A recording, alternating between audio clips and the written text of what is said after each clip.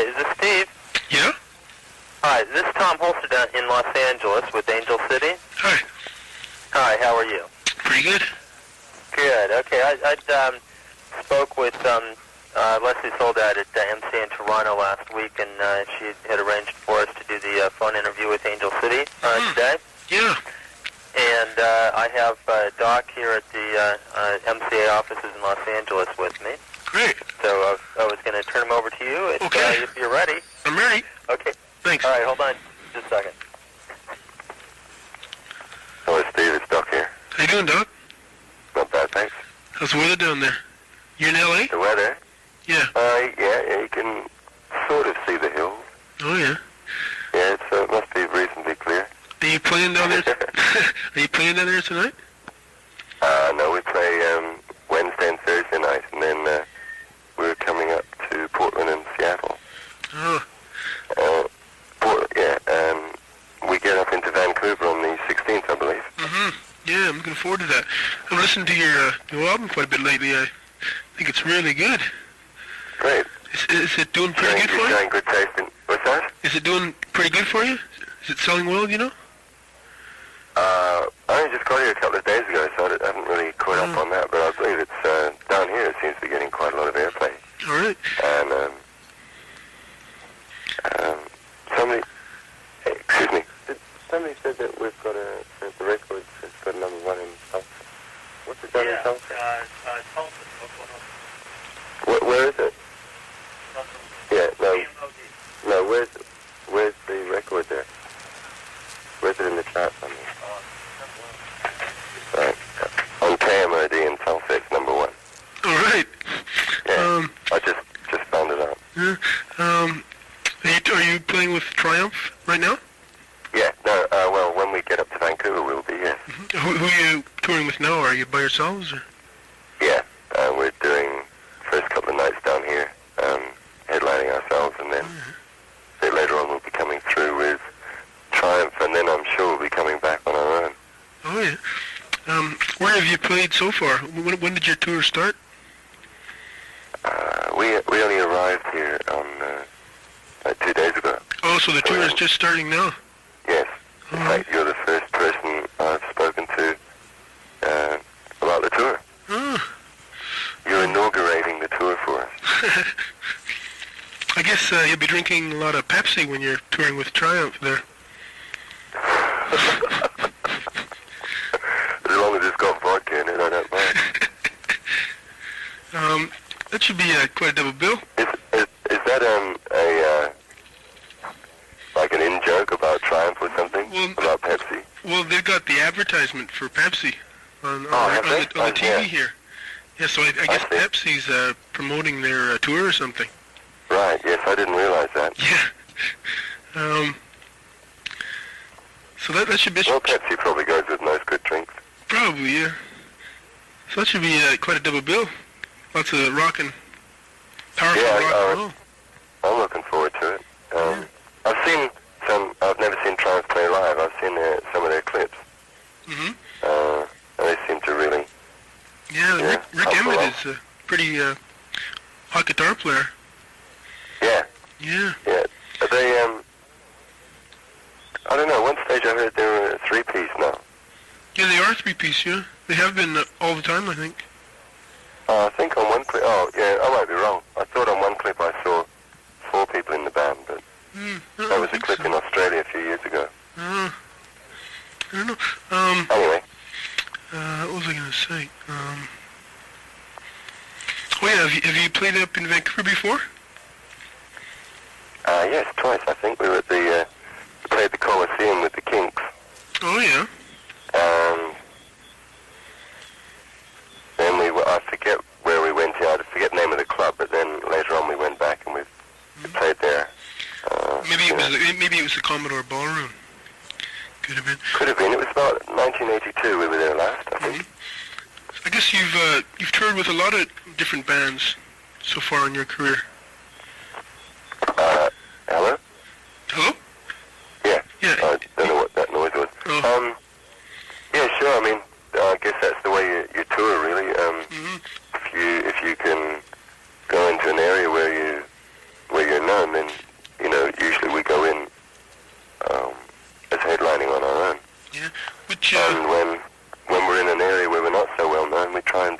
tour with somebody. Mm-hmm. Which bands have you enjoyed touring with the most? Cheap Trick were good. Oh, yeah.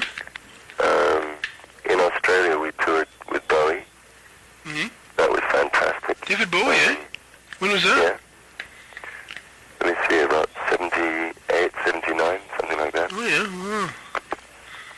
That must have been good. It was just fantastic. I mean, he's very professional, and I mean, we just got on, he and his band and us just got on really well. You know, they were lending us their guitars, and Adrian Ballou was the lead guitarist at the time. Oh, yeah? Wow. And, you know, like, we got a really good friendship going there. Mm-hmm. Who else? Meatloaf. Mm-hmm. I wanted to ask you a bit about how Angel City started out. Whereabouts in Australia are you from? We're based in Sydney. Huh? Is that where you grew up there, or you just... No, I'm Irish, actually. My parents migrated to Australia. Oh. And the two guitarists, John and Rick Brewster, and myself formed a band in Adelaide, which is the capital of our home state, which is South Australia. Mm-hmm. But once the band got started, we moved to Sydney. A bit like moving from Calgary to Vancouver, you know. Oh, yeah, right. That sort of idea, you know, just start off in a kind of a... You just go to a larger city, that's all. Are the people in the band right now, are they the original members? Three of us are. The three I just mentioned. Uh-huh. We've got a drummer now from New Zealand. His name is Brent Eccles. Uh-huh. And our bass player is actually from California. Oh, yeah. Jim His name Hillbum? is Jim Hillbum, yes. Mm-hmm. So were Jim and Brent on the last album? Not 2 Minute Warning, but the one before that, or are they just new? Watch the Red. Yeah, they were. Yeah? So that Yeah, I mean, this lineup's been together for about 3 years now. Oh, I see, yeah. So it's pretty solid. Mm-hmm. You've got 3 albums out now, right? Is it... Actually, we've made a total of 7 albums. Really? Oh, Yeah, but there's some of the earlier ones that were released in North America were the record company just made compilations, Oh, which, you know, well, it was just something we had to accept at the time, but yeah. I think the individual albums are much better on their own. Because I think I've only seen a couple in Canada. Yeah, I'm sure you would have, but if Mm-hmm. you get down to your import stores sometimes, I think you'll find there's a lot more there. Oh, yeah. Well, what were you doing before you joined Angel City? I was at university. Oh, yeah, what were you taking? I did a drama degree. Oh, yeah. Which university? In Adelaide, it's called Flinders University. Oh, right. Mostly I was studying film and writing. Mm-hmm. I mean, I didn't study acting. Speaking of film, did you have much input into the Video Underground? I saw it for the first time on Friday there. Yes, I did. I helped devise it. Mm-hmm. That's the right word for it. Right. In fact, the guys who did it, the production company who did it, were the same people that did Road Warrior. Really? Well, that's my favorite show. Well, there you go. Yeah, I like that one. Can't wait. And Yeah. we went where we shot it was out in the desert. You know, a lot of that stuff at the end where Mm-hmm. we're out with those hills it's a lake that dried up 25,000 years ago. And those sort of mountainous shapes are just the way the now, well, the bed of the lake just eroded like that. Mm-hmm. So I thought it was fantastic place to shoot the film. Yeah. Did you enjoy making that video? Yeah, it was a great experience. Is it the first video you made, or? No, it was probably made about I don't know, about 9 or 10 videos. Really? Yeah. Is that the first one that's gotten major, like on MTV, or? Well, yeah, and we've got a show. It's in Australia, which it's a national television show. So we've made videos for that for quite a long time. But of course, when we were over here last, MTV, I think was only just starting. I don't think. And you've got a similar show in Canada, haven't you? Yeah, Much Music. Yeah. Yeah. Well, Much Music are, I believe, doing a special of. There's a live concert we played at in near Sydney. I guess there was about 50,000 people at it or so. And it's called Live at Narara. And we're going to put that to air on Much. Did you call it Much More? Or? Much Music. Much Music, yeah. Well, Much Music's going to put that out fairly soon as a special. Oh, keep my eyes so you on can see what the band looks like live then. Yeah. Are there more videos to come from 2 Minute Warning? Sure. We've got one for Sticky Little Bitch, Look the Other Way, and Between the Eyes. It's going to be busy. Have you made those ones yet, or are you going to make them? Yes, they're all made. Oh, wow. We made them all in Australia. Uh-huh. All right. Yeah, it's... Get those I videos. think videos are... What's that? Get those videos out. Well, I guess one at a time, Mm-hmm. But I think video is a pretty important way to get the band across. Mm-hmm, for sure.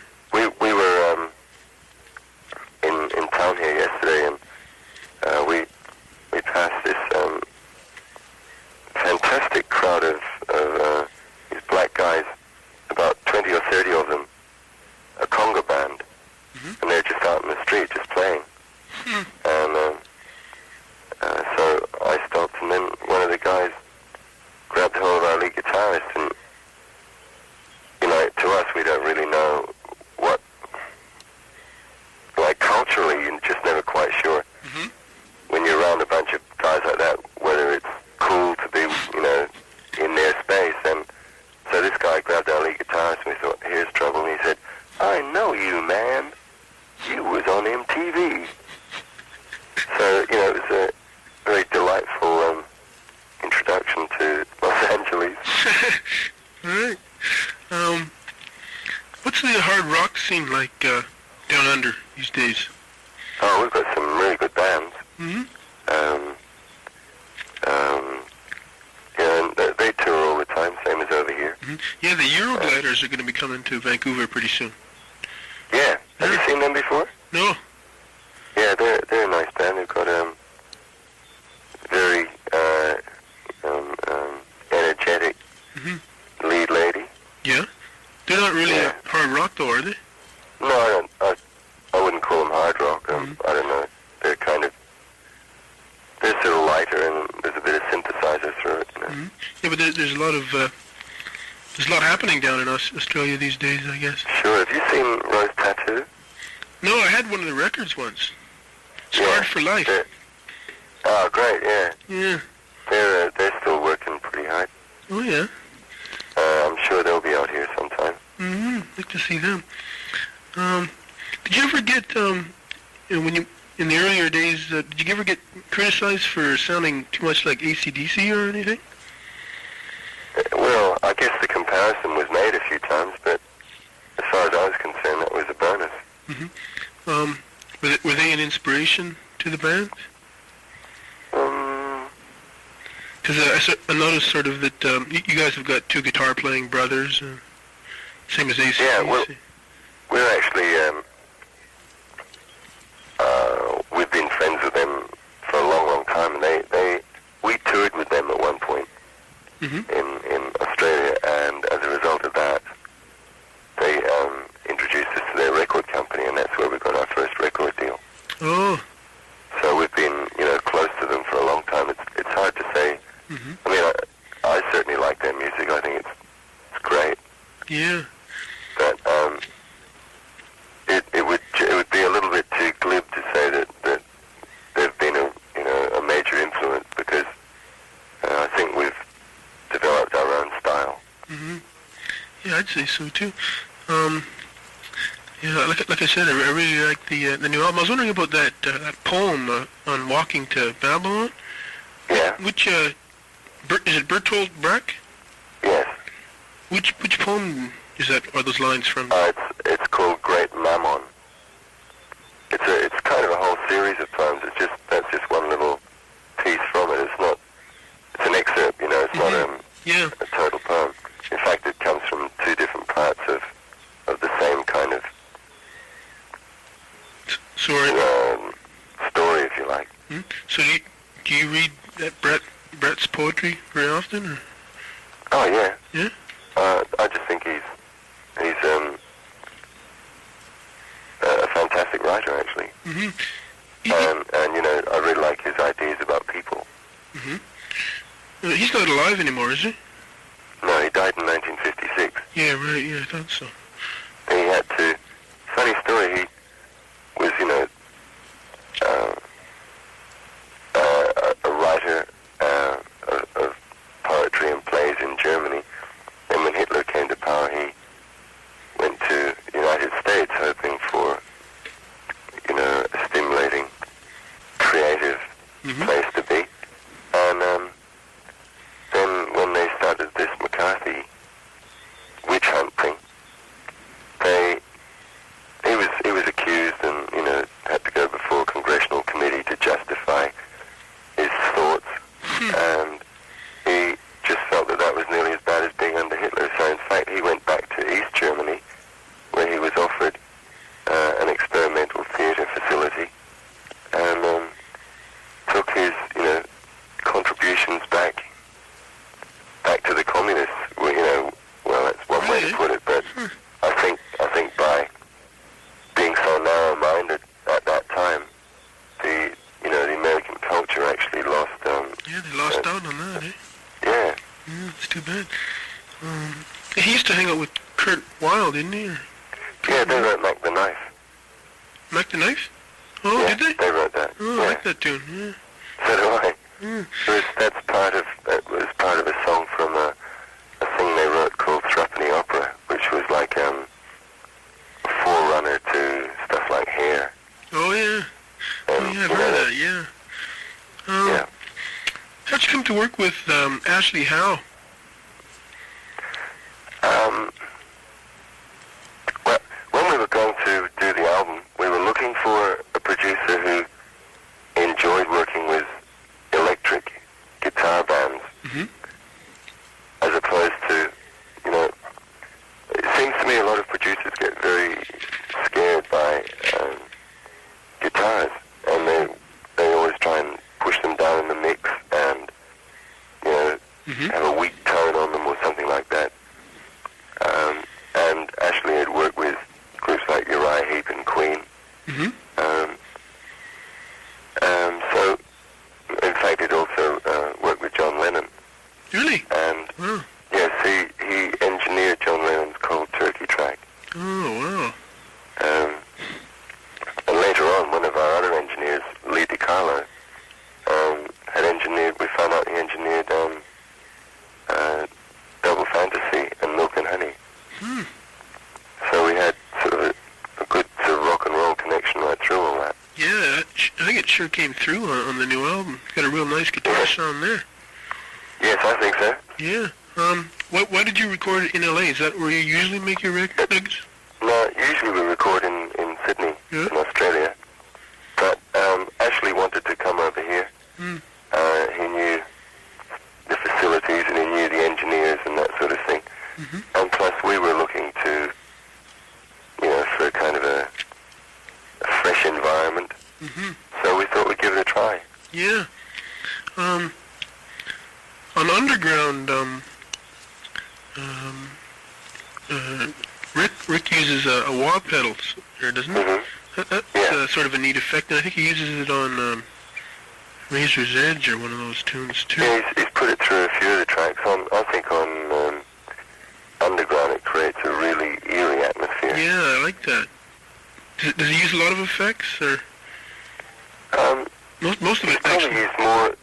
Probably used more lately than ever before. I guess it's just a matter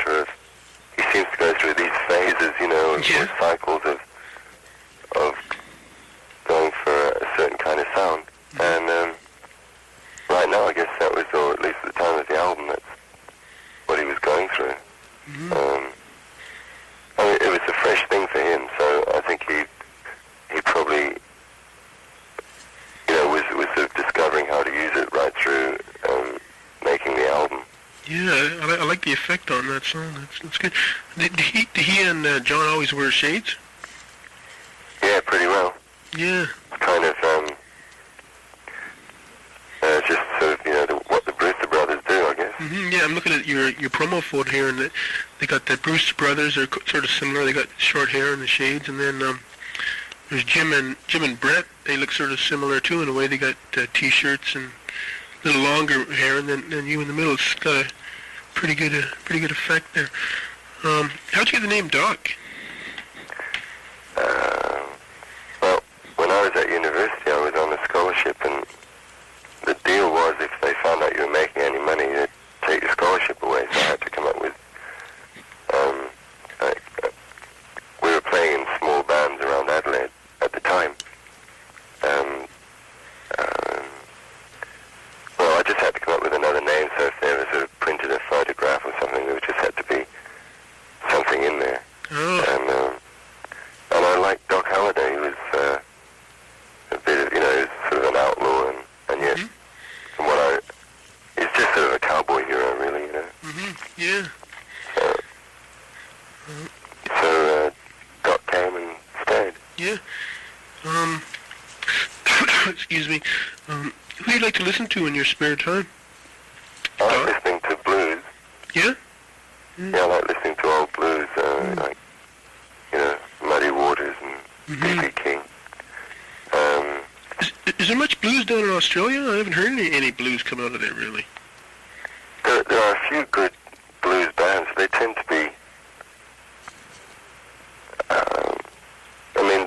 they're not really commercial things, so I guess you don't really hear much about them, but sometimes in clubs you can, there's a couple of guitarists get together and form a band for a little while, Have you heard anybody new that has blown you away?